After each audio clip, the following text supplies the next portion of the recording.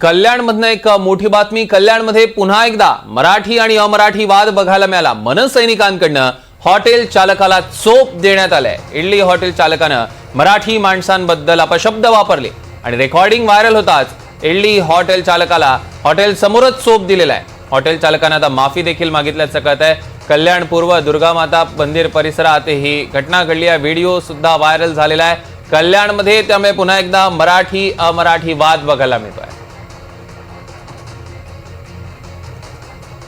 आपण दृश्यांमध्ये बघू शकतोय मनसैनिकांनी चोप देतानाचे ही दृश्य आहेत। मनसैनिकांकडनं हॉटेल चालकाला त्याच्याच हॉटेल समोर चोप देण्यात आलाय।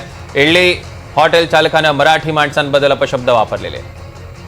अमजद खान आपले प्रतिनिधी आपल्या सोबत फोन लाईन वरून जोडले गेले। अमजद, काय अधिकचे अपडेट्स आहेत?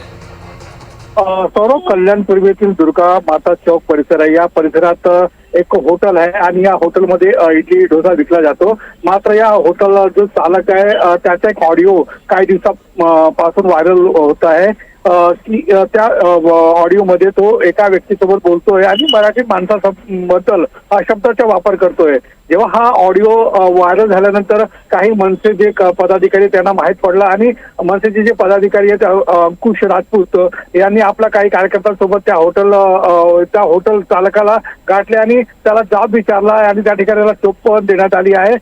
नंतर जो हॉटेल चालक आहे त्यांनी मनसे प्रमुख राज ठाकरे आणि जे मनसेचे जे कार्यकर्ते आहेत त्यांच्याशी माफी मागितली आहे।